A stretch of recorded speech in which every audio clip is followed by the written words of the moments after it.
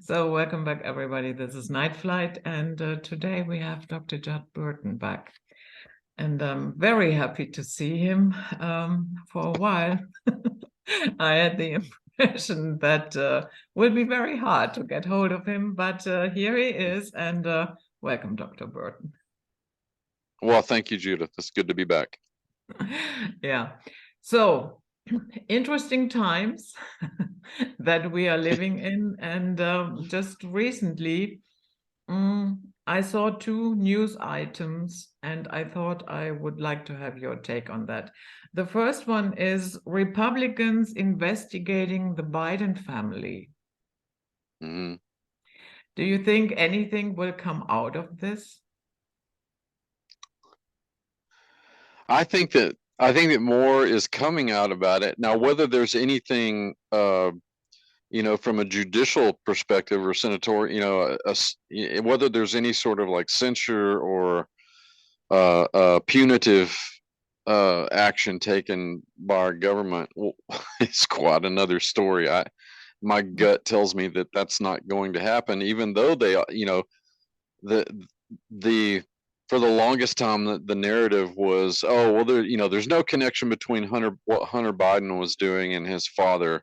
There was no connection between that whatsoever. Well, now they're finding out that that's not the case, that there actually was a connection between Daddy Biden and Hunter. And for people who are interested in more of this, Brian Godawa wrote the screenplay for this new movie that's come out, called My Son Hunter, which goes into some detail about the backstory here. But at any rate, yeah, my sense of the matter is that ultimately not much is going to come of it, because look at all of the infractions that Biden has been guilty of thus far and has suffered no consequences whatsoever. And not just for his term as president, but his political career, longitudinally. There's no action that's actually been taken against the administration. So I doubt that there's any kind of censure that's going to be taken against them, or any sort of punitive action taken against a senator or against them via a senatorial board or anything of that nature. So in other words, this is just internally. Essentially, I think, yeah. Mm-hmm. Mm-hmm. Yeah, weird. I think if you are holding an office Mm-hmm. and you proclaim to work for the people, and yeah, you are guilty of corruption and what have you. I think that the public has a right to know that. I think that the same rules should apply to you than to anybody else. And Mm-hmm. so this internal review, let's call it that, Yeah. yeah, is not very satisfying. No, not at all. And I mean, any nation state, any society that sets itself up based on some sort of constitutional or parliamentary basis, where there is supposed to be accountability between the elected officials and the people that elect them. That's how these systems were designed to operate. And it's clear that for all intents and purposes, most countries that on the surface operate under the auspices of some sort of constitution, Republican constitution, um, then that's been eroded by uh, the increase in power by these transnational groups. And we can we can attach a lot of names to them. It's highly compartmentalized, but it's all the same group. The World Economic Forum and the Council on Foreign Relations and the Trilateral Commission and the Bilderberg Group, and they're different heads of the same hydra. If I can borrow an illustration from the Captain America Marvel Yeah. sort of arc, The same kind of, we're laughing about it, but the same kind of thing applies, and it that's a system that doesn't operate on accountability, because the people who perpetuate that kind of power don't think that they're accountable to anybody but themselves and the let's face it, at the end of the day, the dark entities that they serve. Yeah. So the second item was that the judge ruled that the court documents pertaining to Jeffrey Epstein's associates will be unsealed. What do you make of that? Well, that too is very interesting. Whether any sort of judicial or punitive action is taken to against any as yet to be revealed infractions, that will be a big shock to me if they come down on it, because they're the Epstein narrative is almost another monster entirely, because there are so many people in these circles, Hollywood circles, Washington D.C. circles, even on the international front, that were associated with Jeffrey Epstein in some way, shape, or form. And considering the kinds of things that they were involved in, and the type of people and the number of people that were involved in it, let's say on the end of the sex trafficking, the abuse, and dare I say the more nefarious, darker, Luciferian kinds of things that they were practicing. That too is so well compartmentalized and hidden away that there probably won't be anything in the way of legal punitive action taken against them. Which, I mean, we've seen what they do with people who have been involved already, especially those, the guy that was at the center of it all. They had us, they wanted us to believe that Jeffrey Epstein committed suicide when he was in jail. So I suspect that not much will come of it. Much like a lot of the documents that they've been unsealing and declassifying over the last couple of years or so, that in my estimation have great significance. They're big question issues, not entirely related, but the UFO or the UAP encounters that some of our naval aviators have gone through over the last couple of decades. That made big news for a while, and then it was buried, almost as soon as it popped up. So the media narrative manipulation of how we're exposed to these sorts of things is also very telling, because it has the longevity of a TikTok video, and then it's just buried under other stuff very quickly, so that it has a marked psychological repercussion for the people that are viewing it. It's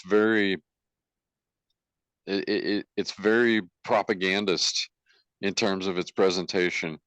But long story short, just to circle back to your original question again, I think that there's not going to be much that's come of this, because they'll unseal the documents. We'll find out that there's a lot of stuff that's redacted on them, that's blacked out, and then whatever is released for public consumption, they will craft and engineer the narrative in a manner that services their agenda, that services what they want to do. And unless an individual is keeping current with current events and current news, and B, comparing it across numerous news agencies and periodicals and newspapers and things like that, it's going to be very difficult to discern and to pick up on you know, the actual narrative that's the true narrative, and not the one that's fragmented and bifurcated and manipulated, that the mainstream media, let's say the mainstream media machine, is feeding us, you know, almost 24/7. Yeah, my personal intuition with that convoluted Jeffrey Epstein story is that even Jeffrey Epstein himself, he is not the top of the pinnacle, you know. No. I'm pretty sure he worked for somebody. Who that is, a group of people, one individual, I don't know. We will probably never know, at least not yet. But I guess he was used, he was handled, and that way you could run a nice blackmail scheme. Yes. For Yeah, and that's how they influencing operate. people. I mean, all of those organizations, you know, the Bohemian Grove Club does the same thing. You know, they've got all kinds of photographic incriminating evidence. You know, uh, the you know, record companies do it too. Entertainment corporations do it. They put people in compromising situations, and document and record those situations so that they have something to use against, not only use against, but also to uh, direct and manipulate and handle, as you point out, these individuals that get initiated into these clubs and societies and things of that nature. Um, None of this is speculation. I mean, in some cases, in many cases, there's a document trail. You know, I think that the late Jim Marrs did a fantastic job of citing that paper trail in, you know, the number of books that he wrote about this topic over the years. He was just a tireless journalist. He was dedicated to uncovering this agenda against humanity. I mean, let's face it, that's what it is at the end of the day. And Yeah. it's been a strange couple of years for that thing, not just because of the pandemic, but because of the Epstein issue coming out, the the kinds of things that the World Economic Forum is doing. You know, the Klaus Schwab's just almost Bond villain, absurd, you know, craziness, but yet he's dead serious about all of it. And the Georgia Guidestones being rather interestingly destroyed a number of months ago. You know, the Georgia Guidestones were that Yeah, I know. trillathon that had all of the instructions for supposedly eradicating most of humanity to a manageable, quote unquote, climate change related green manageable number of whatever it was, 500 million or something like that. Um, that, to me, that the timing of all of that is very suspect. Yeah.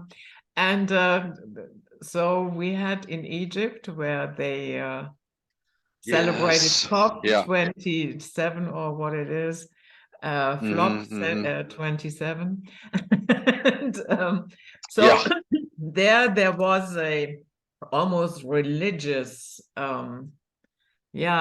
ceremony with new commandments for the new earth. So I thought to Yes. myself, yeah, okay, the Guidestones are gone, time to replace it.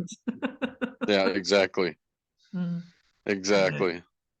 Um, yeah, the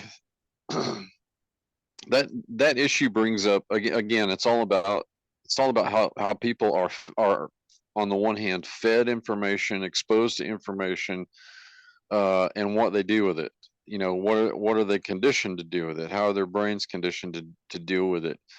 And the whole, you know, I mean, on the one hand, yeah, clearly we've not, there are times when we've not been very good stewards, you know, of the earth. I get that, and I'm all for alternative energies like wind power and solar if they are viable. but the whole climate change narrative is very interesting because it illustrates this point of scientism over actual science. In other words, science by consensus versus science via observation and reasoning. Mhm. And the the very uh,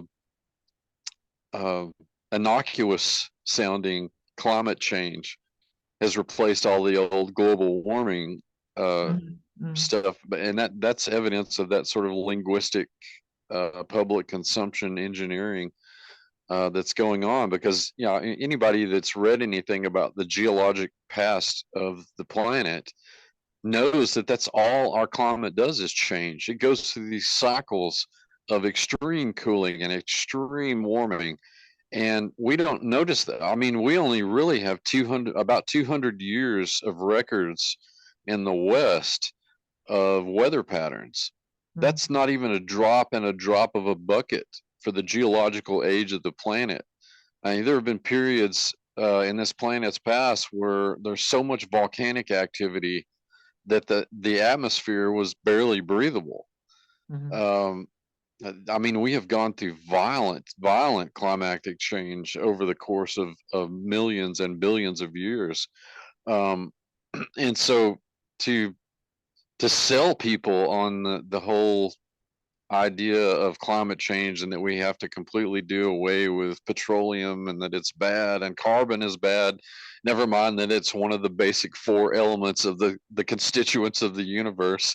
Mhm. It shows a again, it illustrates that consumption of information, the engineering of the narrative, but it also illustrates how there's an agenda to erode all of our basic institutions, education at the top of the list, and every institute, political institutions, our economic institutions, our cultural institutions, all of them have been eroded because of the way that we're fed information, and the way that the narrative is crafted for us, and how a lot we've unless we break out of that conditioning, how that cognitive dissonance just takes over, and you're able to swallow a narrative when they use um, cute little figureheads like Greta Thunberg, telling us how bad we are, and how awful we are for stealing the childhoods of future generations, when it's not your average person that's potentially stealing the childhoods away of future generations. It's these people who think that they're not accountable Mhm. to everyone who are in the process of doing that, who think that they can solve these quote unquote green problems by But they are eradicating most of. sponsoring it. Yeah, exactly. Yeah. Exactly. They sponsoring the narrative. Well, and the thing as I'm a document person. I mean, that's what my training is in history. And I get Mhm. so tired of hearing these truth propositions characterized as conspiracy theory. And I'm Mhm. looking around thinking, 16, 17 years ago when I was in graduate school, we called this sort of pursuit of a document trail historiography. We didn't call it conspiracy theory.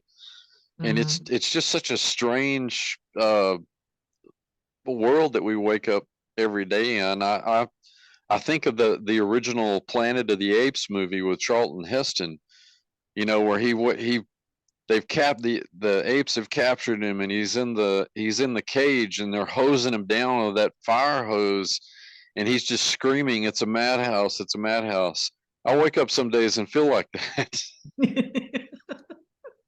Yeah, I fully understand. I have the same feeling. That sometimes, is it still going on? Yeah, yeah. Yeah, and you can bet your head on it that Uh, yeah, it is still going on, and it will for quite a while, um, hmm at least the next year. But also underneath, there is a grinding. a persistent Hmm. grinding going on, grinding down the false narratives and Hmm. all of that, and that is unstoppable. It will take It time. Yeah, go it ahead. is, and it's encouraging too, because Mhm. there are more people who seem to be, realizing that they've been fed a false narrative, that they've been, that the institutions within their society that they trusted and thought were there for their benefit, they're realizing that they've been duped and misled in many cases. And so that's very encouraging. I think we are on the cusp, if I can use a term from Christian history. I think we are on the cusp of a kind of great awakening, where Yeah. people are becoming more discerning if they will let themselves be. Exactly. So now we have done one interview about the subject of Nephilim.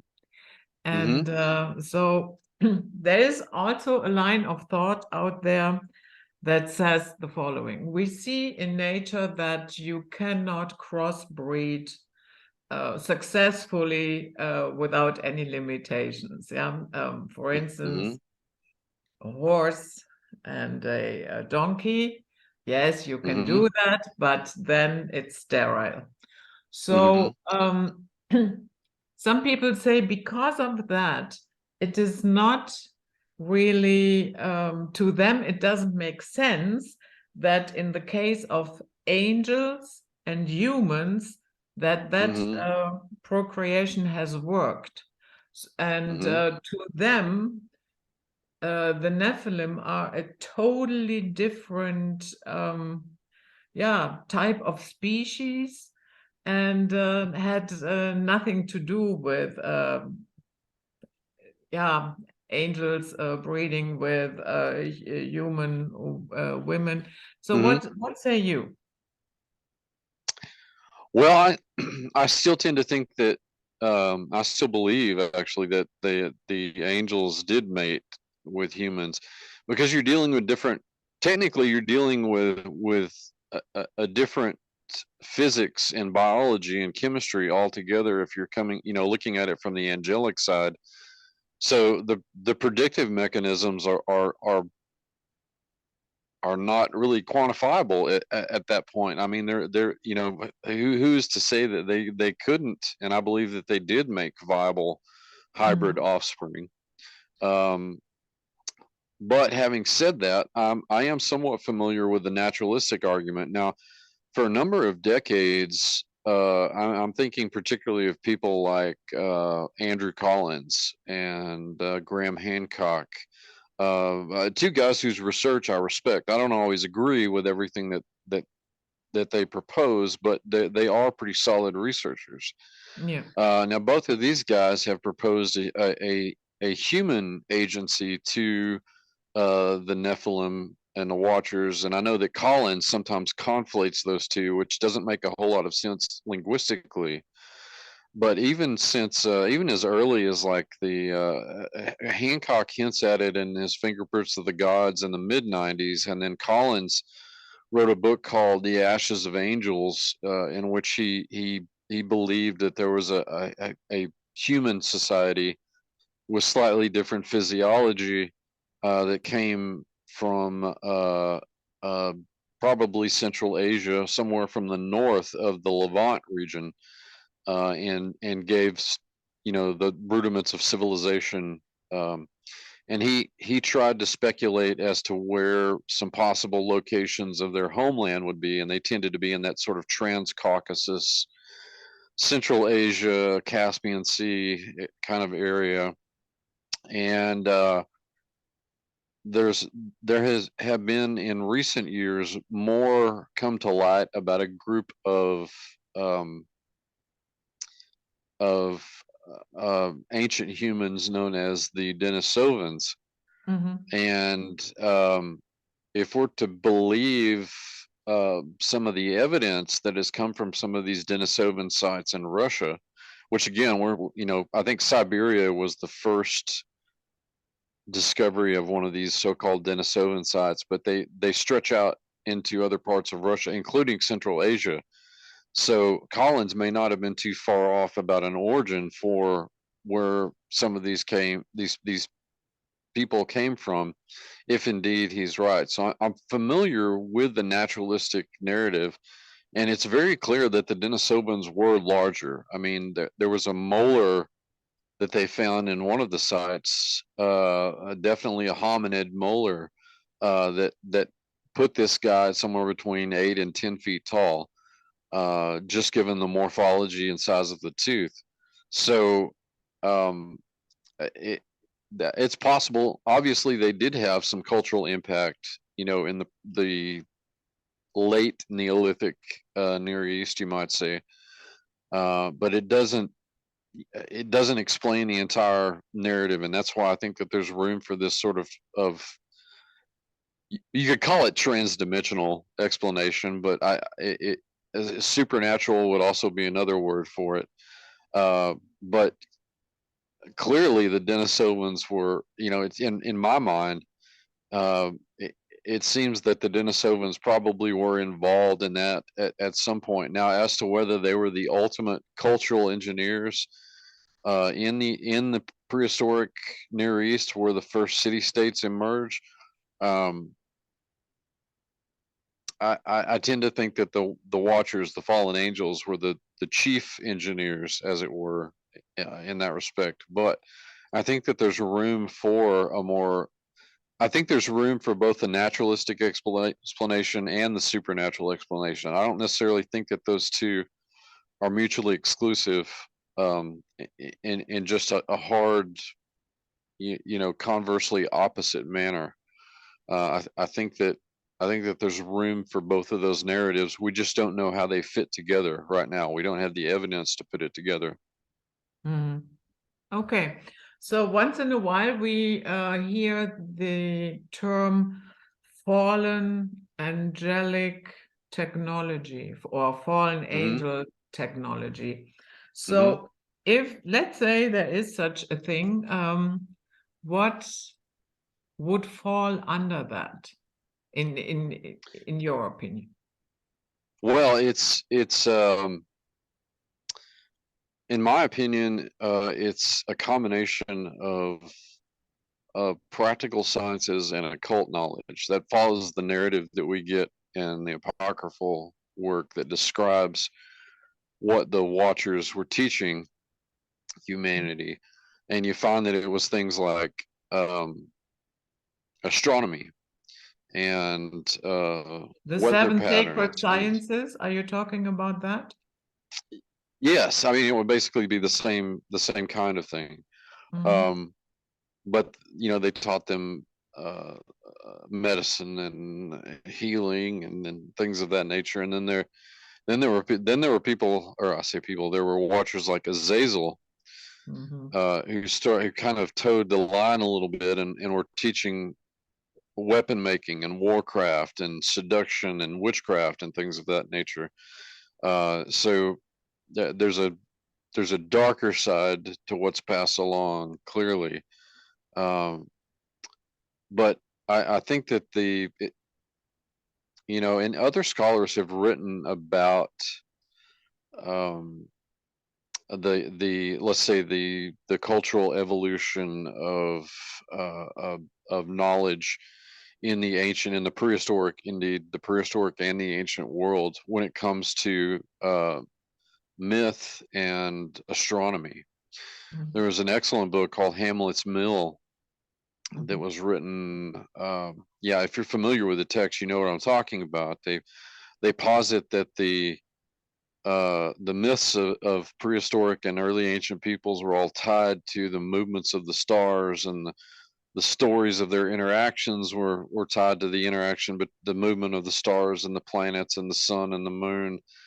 And by watching the sky, they're able to extrapolate higher mathematics and develop engineering. And of course, mythology became this net for all kinds of knowledge, philosophy, and history. Basically, it was the cultural toolkit of a given society in a lot of ways. And I think that there's a connection there that winds back to whatever appellation we want to give these entities, whether it's the Watchers or fallen angels or the excuse me, the Apkallu in Mesopotamian mythology, or the Titans in Greek mythology. They have different names, you know, when you go around the globe to different cultures, but they all seem to have a very similar um, bent to them, as are, you know, archetypally and mythographically they would be called culture heroes. Um, but the as far as the tech goes, it's the extrapolation and ability to use this knowledge, where the actual tech comes from. And anthropologists have written about this, you know, the interesting line that uh, civilizations draw between, particularly modern civilizations in the first world, draw between, um,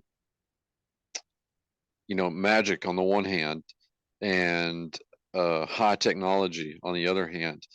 And anthropologists have written about the, you know, the nature of this odd relationship, you know, to a sufficiently um, less advanced society, a highly complex, mechanized, industrial, highly technological society that was capable of things like flight and, you know, let's say you conceivably transdimensional travel or space travel or what.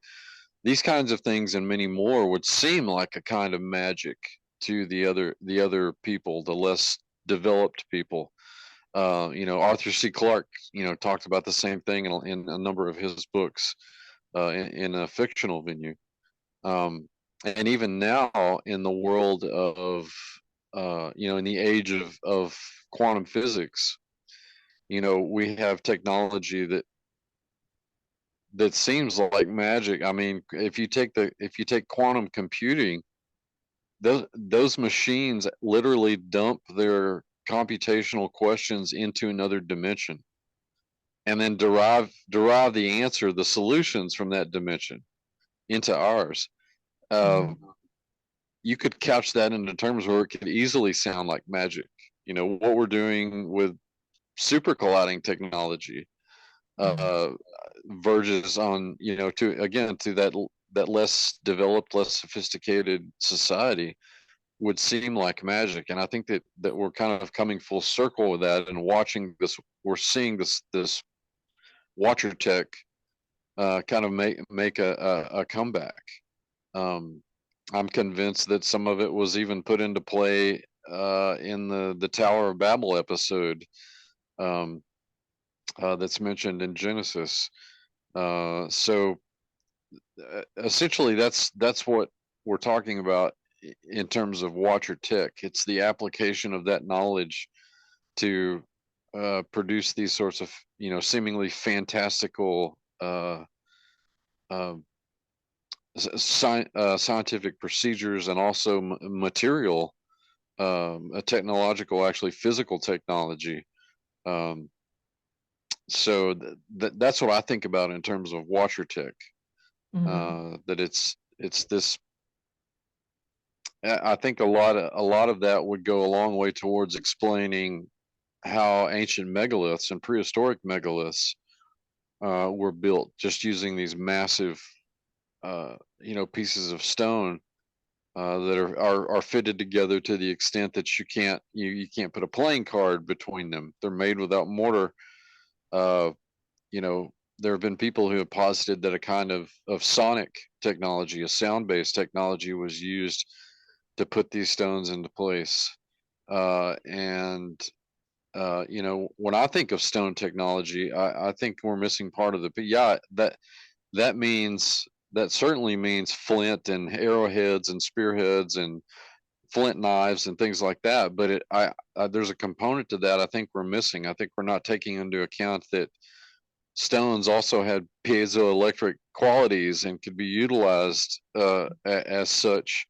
And we just don't know at the end of the day how that was how they were used. But clearly they had knowledge of it, because some of these more sophisticated megaliths, like the Giza complex, and others demonstrate that they had a knowledge of the piezoelectric qualities of the stones that they were working with. That there were actual, we eventually developed a liquid crystal technology to use in readouts and dials and wristwatches and calculators and all kinds of things like that. Well, those applications may be a rediscovery of the use of crystal technology that may have been implemented, let's say, in the pre-flood and the early post-flood periods of our history. So yeah, when I think of watcher tech, that's the kind of on the one hand, you have the actual knowledge itself, and then secondly, you have the kind of applied sciences, practical, physical application of that knowledge. Elon Musk recently announced that he would like to launch the brain chip within the next 6 months. And would that also qualify as something that you call watcher tech? It might be. I mean, it's been difficult for me personally to get a read on Musk. I think clearly the guy is brilliant. I mean, he's been called the Iron Man or the Tony Stark of our age, and I think that's probably apt. He's clearly brilliant. But he has said things about not only his Neuralink, but also about artificial intelligence. Some of his comments have been rather interesting. He realizes that there's kind of a Pandora's box that we're opening, and he's even likened not just AI but collectively all of these new technologies that are on the cusp of being implemented. These are his words. He's likened that to the summoning of the demon. Well, that may be hyperbole, but it might not be. It might be that he realizes, via the cautionary tales, not only from his colleagues and peers in the field of engineering, but perhaps even from some of the cautionary tales from literature and cinema. The Terminator and the Matrix are movies that come to mind about the danger of allowing, or giving machines too many responsibilities, so that they end up developing consciousness and taking over, and making cold, unemotional decisions about whether we should still be around or not. But I think the best cautionary tale is still the backstory to Frank Herbert's Dune, in which people, elites with robots, essentially take over humanity because they had become too apathetic, and just let the machines do everything.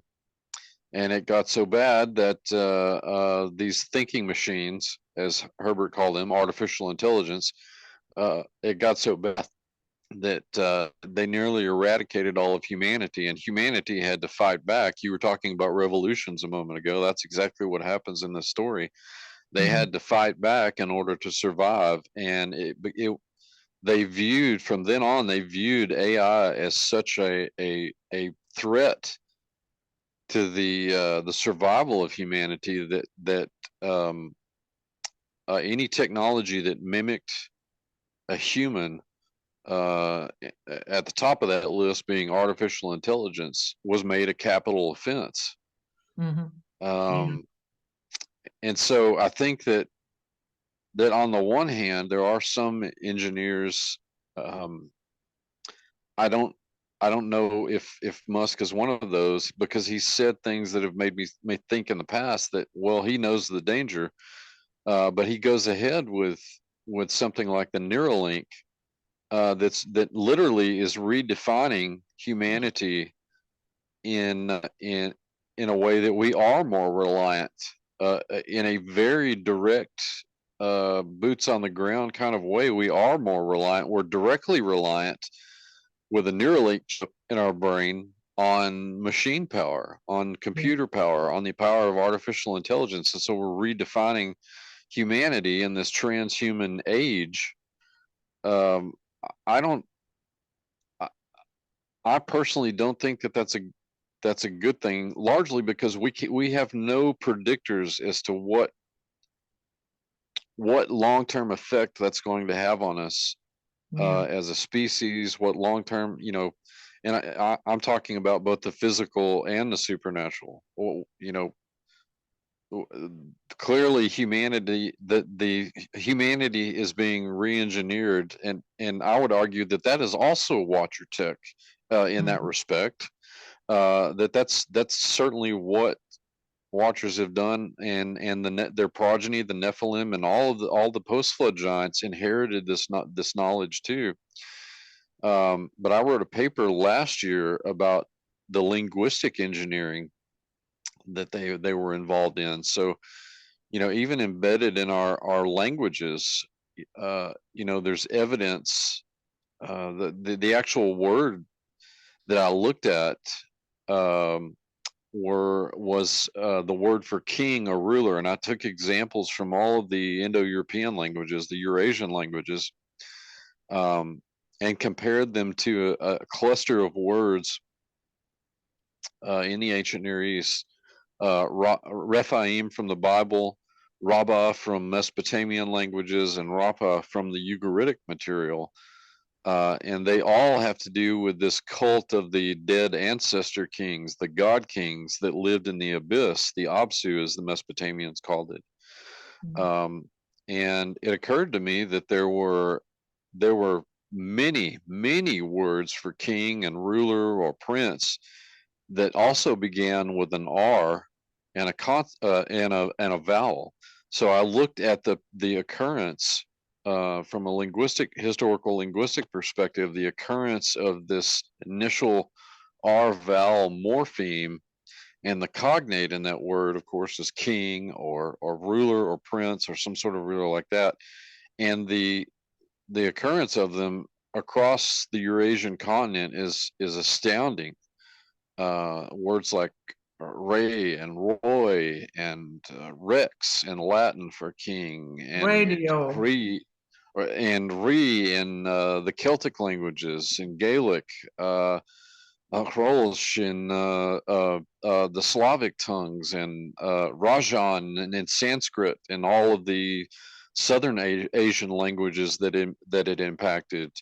Um, and I thought, a handful of these would be just sort of interesting on a novel scholarly level, but I found dozens upon dozens of them.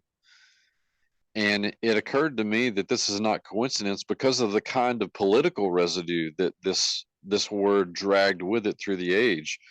Because if you look at the history of civilization, the default system of government was always a monarchy,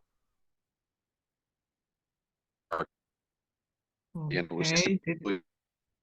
tyrannical and despotic. Sorry, And this stop. is the You were frozen.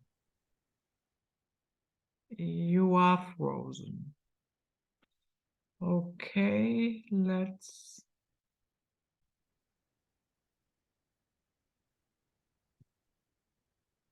So yeah, you were yes. So frozen. I'm unfrozen, just like Han Solo in Return of the Jedi. Uh, yeah, these words that I looked at just just really piqued my curiosity, considering that they're the like I said, these are vowel beginning morpheme beginning words that all meant king or ruler that we've inherited, all carry with them this political baggage of a monarchy. So if you look at the history of civilization, the recurrent government under this word was a monarchy, and it was typically a tyrannical or despotic monarchy, and almost universally a theocratic monarchy in which the rulers either uh, were identified as gods, or they believed themselves to be gods, or ordained by God, or emissaries of the gods on the earth. Like the Egyptian pharaohs and the Mhm. rulers of the Mesopotamian city states, and the cult of the emperors in the Roman Empire, and even in the Christian era, the kings and queens of Europe believed that they were ordained by God to rule, over their populations. And so this idea was kind of a corrupted version of, instead of uh, uh, God as a loving, compassionate king over an equitable kingdom. You've got this despotic, selfish, autocratic ruler, um, that's set up under the auspices of these fallen Elohim, these fallen angels, uh, and it's meant to abuse, use, and enslave, and corrupt humanity rather than benefiting them. And so that cultural engineering, again, whatever appellation people want to apply to them, that the Watchers or the Apkallu or whatever, this cultural engineering that they were involved in was very clever, because they embed it like a code in our language, so that you can't. It's so foundational. I'm positing, in that paper that I wrote, I'm positing that the entire Proto-Indo-European language family was seeded this way, so that you can't remove those deep-seated idioms within the words, as they travel to other places and are diffused between languages. um, this is a very, very sophisticated type of cultural engineering, and it's still at play today. um, so we live with the very residue of this kind of and that's just one word. I've got a laundry list of words that I could write papers on to demonstrate this sort of thing. So you could definitely look at that as a kind of watcher tech, as well. Perhaps one of the more nefarious kinds of watcher tech. Because we are using the language and we reinforce it time and again and speak it into existence. Yes, because I mean, language and words, that's the ocean on which ideas float. Mhm. And you don't have to be a linguist to understand that I mean, it's clearly being used against us every day. The mainstream media knows how to use it well, as do the people that handle them. So it's again, a lot of this stuff is coming full circle, and I am not certainly not the only one talking about it, doing so. It's coming full circle on any number of fronts. And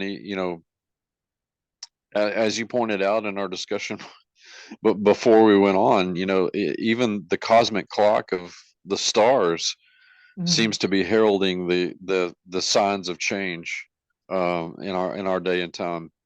Yeah, yeah, exactly. But many people are afraid to look at that, and they inform me that astrology is from the devil, and that I'm doing witchcraft and what have you. Well, That. again, it all comes down to the application of knowledge. Okay, Yeah. that's why I brought that into the discussion about watcher tech, is because clearly they didn't have humanity's best interests at heart, Mhm. uh, by by teaching. The knowledge itself was innocuous. It's the application of that knowledge. Like, There is take the for corruption. instance, that's the corruption. Yeah. Um, when I was describing, the way that that all ancient peoples, including the ancient Hebrews, looked at, the way they thought about the stars was, um, that it was this cosmic clock that heralded change, you know, that it provided signs and wonders, that it was actually something that they could discern. And there are certainly examples of that all throughout the Old Testament. You know, there's a case to be made for the whoever the Magi were.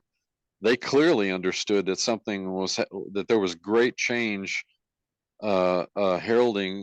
heralded by this conjunction, that they were, magnificent conjunction that they were witnessing. So this it's all about the, again, it's the how this knowledge is applied. It's the same thing with like a chip in the brain. A chip in the brain might make a quadriplegic walk. You know, if it could be used for that, that's amazing. That's something that's good. But it can also be weaponized and used for nefarious ends uh, Mhm. against humanity. And so it all comes down to the application of that knowledge. You Yeah. know, this word, this example of cultural tampering, cultural engineering, is that it's the same sort of thing. Words in and of themselves, a person, let's say this, a person like Thomas Jefferson could can use words to articulate why it's important for for humans to be able to exercise their freedoms and actualize their potential in something like the Declaration of Independence. Or Yeah. somebody could use the ability to write, their talent to write, to craft something like a Mein Kampf or a Communist Manifesto.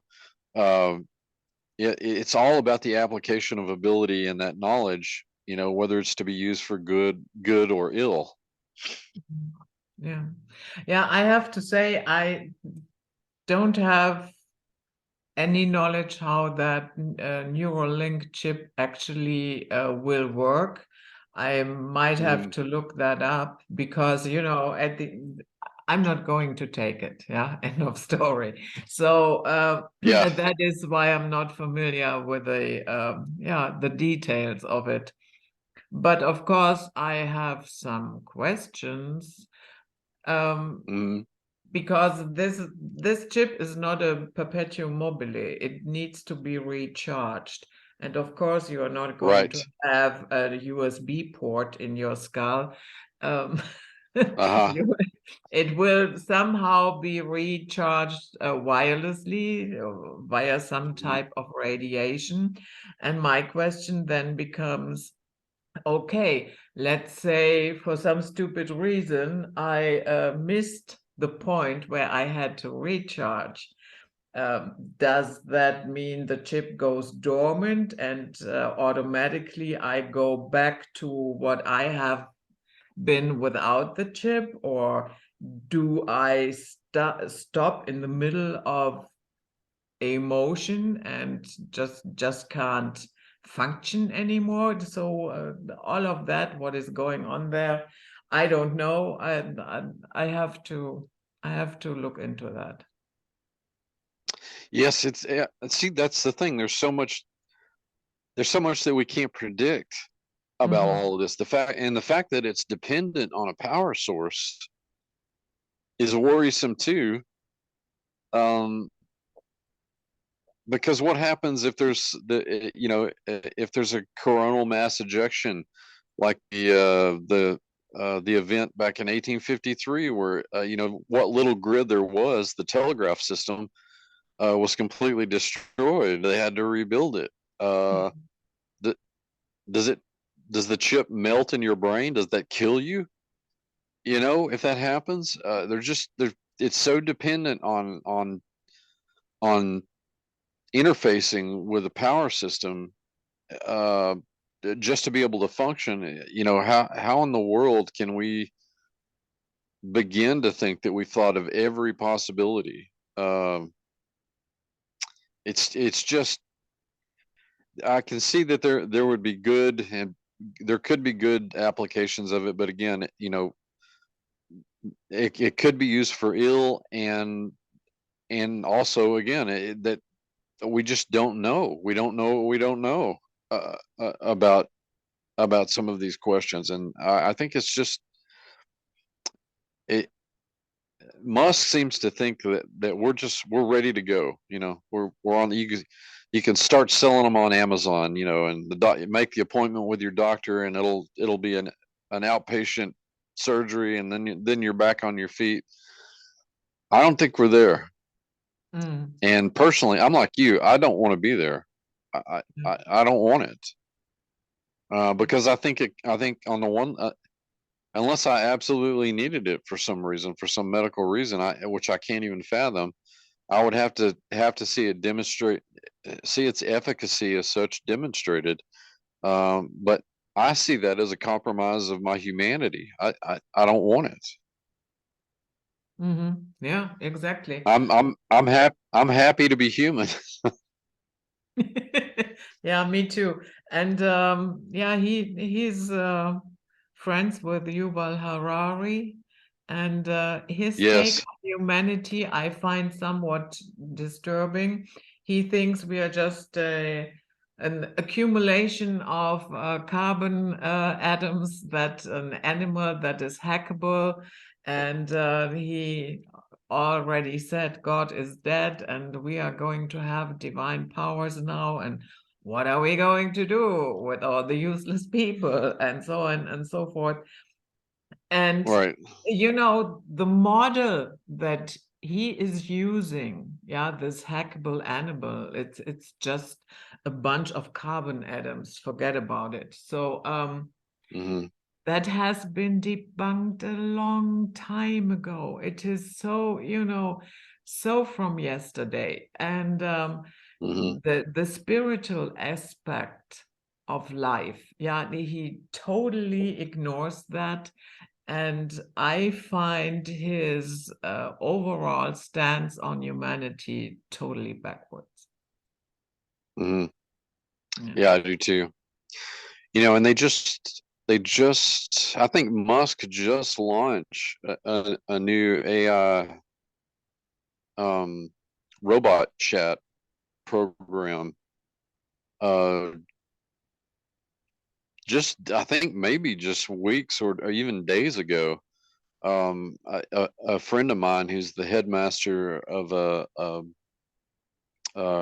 classical school emailed me just last night asking me about it, about what I thought the ramifications were for education. Um, and I told him that basically, because the article he sent me said that knowledge purveyors were might be out of a job because you could program this stuff. It was so reactive in terms of its learning abilities, is that it it was basically an AI. It could be an AI instructor of some sort. And the flip side of it was that students could use it to generate, because it this program can write, given the proper input, the proper sources, it can write an essay based on those sources, based on the information that it's given. And so there are all kinds of possibilities for plagiarism not being able to be detected at this point in time, uh, to making it almost impossible. Um, so I told them that there were serious ramifications for education. So it's not only the industrial workers, let's say, that are threatened by robots and AI, but everybody's jobs may be in trouble before too long. Um, so these are real and growing concerns for any number of our cultural institutions. In this case, represented by my friend in education. Mhm. Um, Thankfully, he realizes that, and told he. I mean, I suspected that he did because he's committed to the classical paradigms and classical education. Mm. Um, so you know, and I think in the end, it's the return to the trivium style system of classical education, and the teaching of the love of learning and the pursuit of the classical virtues, what is good, what is true, what is beautiful. You know, so many of our educational systems have just jettisoned that, you know, out of the program in favor of this more indoctrinating rather than teaching how to think paradigm of education. And so even within in the realm of educating younger generations, there's cause for concern Oh yeah. about the use of this kind of technology, and I you know, it's all meant to peripheralize human activity, human thinking, human rationality, human potential, human dreaming, and I just, you know, what will be the use of the humanities in a world like that, Hmm. where human doesn't even mean anything anymore? You know, when humans have transformed into these AI gods that all these elites want us to become. Um, I can't think of a greater tragedy. Yeah, exactly. And that is basically the end of humanity. And with Hmm. all these applications, we always have the same problem. We never find balance. Hmm. You know what I That's mean? right. And Yep. because we tend to go overboard all the time. Hmm. Yeah. Hmm. Be it with the good or with the bad. Yeah. Right. There's never that point where you could say, okay, this feels balanced. This is okay. It's always one or the other. Mm. Well, and don't you think that's because we've gotten away from, you know, Aristotle talked about the golden mean, Mhm. you know, hitting that balance in the application of knowledge. And who has any use for Aristotle anymore, right? What Mhm. he clearly had no, I'm saying this tongue in cheek, of course, he clearly had no impact on Western thought, you know, Aquinas, any of those guys. He clearly had no rule in rational thinking and the way that we used to approach things. But, you know, I think that's a, you know, I've always been a big advocate of the classics, but for a reason, because you're talking about we tend to now go to the extreme and not shoot for that balance. That's exactly what Aristotle promoted, was the in describing the golden mean. Mhm. Yeah. So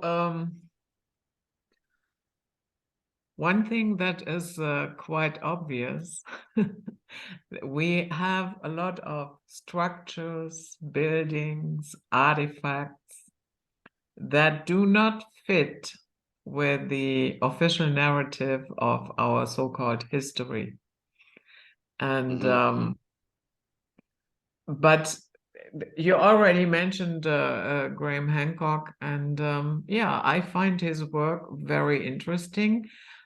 He makes suggestions. You can have a different opinion, no problem, yeah.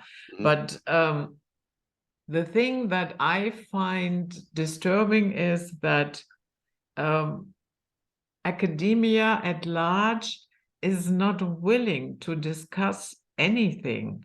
And I Hmm. don't get it, because that way I would say you stifle yourself to get more knowledge and to understand a subject better. Maybe he is all wrong. Yeah, okay. But can we at least open the dialogue without, having a prescribed outcome of that? Well, and Judith, that's the way that academia is supposed to work. Hmm. That's the way that scholarship is supposed to work, is that if you have a theory and it's corroborated by your peers over time, then that theory has found some efficacy. But if, let's say that you were, you know, somebody else's research contradicts yours or brings it into question, you should be responsible enough as a scholar to own that and say, okay, I didn't have all the information to go off of. let's amend that. Let's amend the narrative, or let's just do away with it altogether if it's proven to be false, and move forward. You know, the issue that I was dealing with, of course, I was an academic for 20 years. So the issue that I was dealing with right before I left had to do with world history textbooks, world civilization textbooks, and the perpetuation of this narrative that the Egyptians and the Sumerians and the Indus River Valley people were the earliest human civilizations. And barely a word was spent on prehistory, late prehistory in particular. Now, world history textbooks have generally always treated prehistory as a kind of speed bump, to, you know, an obstacle to get past so that you can talk about the really sophisticated and civilized people, you know, beginning with Egypt and Sumeria and so on and so forth. But here we are, we have decades of not antediluvian eccentricity, but hard archaeological scientific data, years, decades worth of reports from sites like prehistoric Jericho in Israel, the Natufian phase that dates back to the 10th millennium BC, and Tel Caramel in Syria, which is a contemporary Natufian city. Göbekli Tepe, Novali Chari, Karahan Tepe, Çatalhöyük. The list just goes on and on. These settlements were clearly city-states. So we have civilization, if we define it as such, thousands of years before Egypt, before Sumeria, before the Harappans. And I found in the 20 textbooks that I surveyed that the only one of these sites that was ever mentioned was Göbekli Tepe, and it was just a couple of sentences. And you only found that in 2 or 3 of the textbooks that I looked at. And so my question is, why, if history and archaeology are to work like the other sciences, where new information comes along, the narrative is to be amended, why do we perpetuate this idea that the Egyptians and the Sumerians were the first civilizations when they clearly were not? And it was these academic publishing houses that produced these textbooks, the textbook publishers, who are at fault here. But I mean, obviously they're being handled and manipulated, you know, to do so, to perpetuate this narrative. But it's very clear, you know, that people like Dr. Robert Schoch and Graham Hancock, Andrew Collins, and others, including people like Dr. Aaron Judkins and myself, you know, talking about the same thing. It's clear that civilization existed in late prehistory, and perhaps earlier than that. We just don't know. But we have clear evidence that that's the case. It's not just some sort of antediluvian quackery. It's hard scientific data. And people like Hancock, who's a journalist by training, he's a popularizer for these kinds of ideas, for the ideas of people like Klaus Schmidt and Kathleen Kenyon that excavated Natufian Jericho, and some of these other archaeologists. They're just out in the field doing their job, collecting data. So, and that narrative has not been amended as such. So they don't even operate under their own rules all the time. But it's very disheartening as a scholar to see that more and more scholars and academics are trained to be so territorial and so single-minded as to not countenance or listen to these other ideas, but to default to ridiculing and peripheralizing and marginalizing scholars and even lay people like Graham Hancock, who are willing to ask these questions and build a case for their efficacy. Yeah. And I would say, okay, there are no stupid questions. Yeah, okay. And the Right. ones that Graham Hancock asks is definitely not stupid, are definitely not stupid. And but he gets a lot of stupid reaction and answers, I have to say. And Yeah. yeah.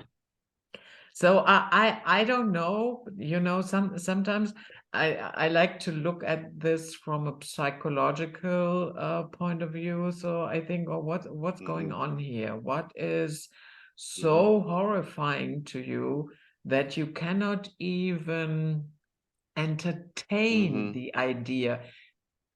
Nobody expects you to jump on the bandwagon right away, but rejecting it right from the get-go, that is very strange. Yeah, So I is agree it just completely. the check and the pension, the fear that I lose that, my standing, or what's going on there? I think so. I again, it on the one hand, yeah, it's the tenure that professors have that they're worried about having revoked. It's the paycheck, it's the pension, but it's also the manner in which more and more academics are being trained to be, shut off to any narrative other than the one that they're fed to. And I I look back at my training as an academic and a scholar, and I realize now that the system that I learned under was the old guard. It was the really kind of the last of the old guard where you could ask these kinds of peripheral questions. Heck, it was one of my history professors that introduced me to the work of Charles Hapgood, Mm, his work on the Piri Reis map. And I can't even, and this guy he taught modern world history. So like 20th century world history was kind of his specialty. And I can't even remember how we got off on the topic, but he said, "Here, you need to read this, Burton." And it was Charles Hapgood's maps of the ancient sea kings and his the earth shifting crust that Einstein had written a foreword to. Um, so you still had professors, who were willing to who asked these kinds of seemingly off the wall questions, seemingly odd questions, um, because they were questions that would lead us towards a better understanding of the human past, mm, that they would cause us to ask more questions. And academics are, most academics, I should say, not all of them, but most of them are deathly afraid of I don't know. They're deathly afraid to say I don't know at the end of the day, and I've never understood that. mm. Um, Yeah, it makes it me appears. think of an episode. No, no, go ahead. Go ahead. Yeah, it No, appears. I was just thinking of it. Go ahead. I was just thinking of an episode of the X Files where Agent Mulder tells Scully, he says, "This is the essence of science. You ask an impertinent question and you're on your way to a pertinent answer." Hmm. And Yeah. that's true. All questions should be fair game to ask. All propositions are on the table.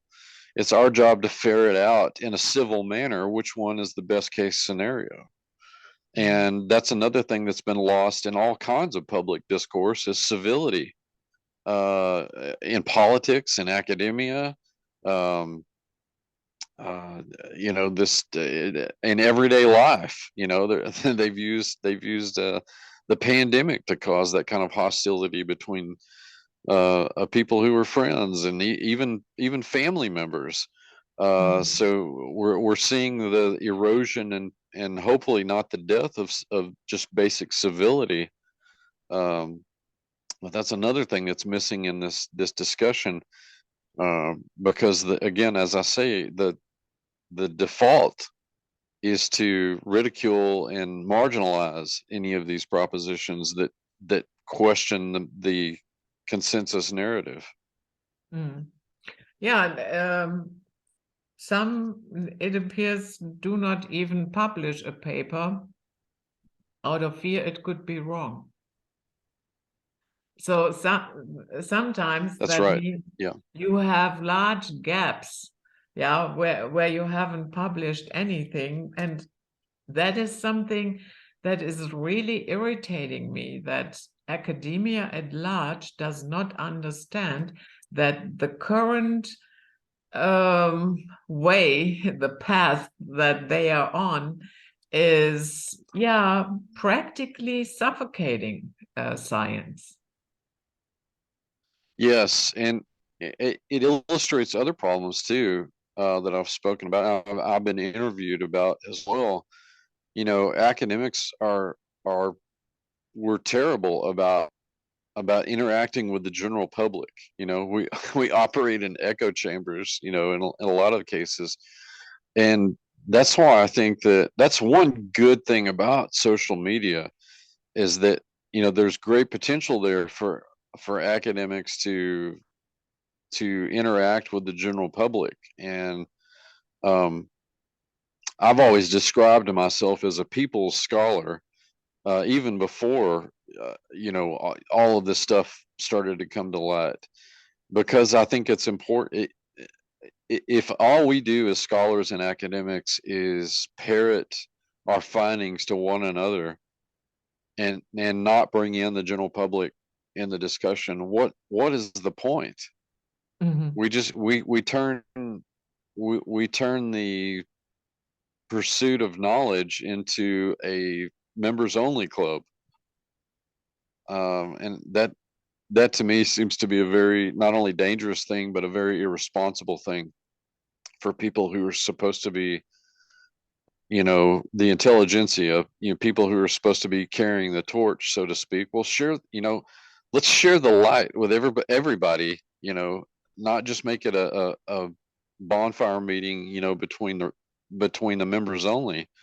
Mhm. Um, but the good thing, one of the good things about social media is that it allows us to enter spaces where we can interact with people. And I'm personally, it's more, I find that more enjoyable in many cases than going to academic conferences. Mhm. Yeah. So, to wrap this up, do you think we might see a time in the near future where, yeah, let's say not only watcher tech is here, but that we will see manifestations of the watchers themselves or their, yeah, mental offspring I or think so. mm, I think so. I think we're starting to see that now, okay. and I think it's taking the form of um, more cryptid sightings. You know, we're seeing a lot. You know, just quantifiably, we're quantitatively, we're seeing a lot more of these kinds of manifestations in our day and time. Um, you know, and I think that there are biblical prophecies that sort of herald this too. You know, John's Apocalypse talks about the drying up of the Euphrates being one of the precursors for the return of the Watchers, as it were, because they're imprisoned right now. If we're to believe the apocryphal material, they're in Tartarus, or hey, whatever appellation you want to give to their prison. Um, and the Revelation speaks of some of these angels that are imprisoned Mhm. under the Euphrates. Well, much of the mid stretch and lower stretches of the Euphrates is drying up. It's not entirely dried up though, because the portions of it that are in Turkey are still running fairly well. Uh, so time will tell, but that seems to be one of the herald of the returns. Now, if we're not seeing the actual physical manifestation of these entities, then I do think that we're starting to see the implementation of their knowledge, the application of their knowledge, particularly in some of the technologies that I mentioned, the quantum technologies, perhaps even even things like these brain interactive technologies like Musk's Neuralink, because that's been at the heart of their agenda since the beginning, is the corrupting of humanity, is to take the creator's creation and corrupt that, because the creation were image bearers of the creator. And any number, I think there have been guests on your show who have talked about this, but any number of researchers have talked about this. It's that corruptive element, the use of these technologies. So if we're not seeing the physical manifestation of these entities, I think that we're definitely starting to see the reapplication of so-called watcher tech, if you will. But as I've articulated on a number of programs, I think that the prophetic clock is ticking, the cosmic clock is ticking, as it were, so that we're starting to see a lot of this come full circle. Yeah. I have a strong feeling, and this is just my intuition, that it will get a lot weirder before it's getting better. Yes. Yeah. The way that I've described it is Tolkien meets Terminator. It's Middle Earth meets Terminator. That's how weird it's going to get. Yeah, I think so too. And before it all crumbles to dust, because even, let's say, even if you are not a religious person, you cannot constantly go against nature, the rules of nature, the laws of nature, and think that you will be successful with this. Right. That is simply not possible. Well, and because humans are a component of that, it's that's been at the heart of our discussion today, is the redefining, the removal of humans from the equation. That can't be done without severe ramifications for those who are trying to do the removing. And so, yeah, definitely, I think that both natural and supernatural law are being broken here. Yeah, exactly. So, Judd, thank you so much for coming. Always lovely to My talk pleasure. to you. Absolutely. I enjoy coming on your program. Oh, thank you so much. And we have to have you back early next year. Yes. I already have a subject in mind, and let's hope I will have electricity, and then we can pull it off. Oh, I know it. We're praying for you guys. Yeah, we will see. So that was it. Night Flight for today with the wonderful Judd Burton, and we see you all next time. Bye-bye.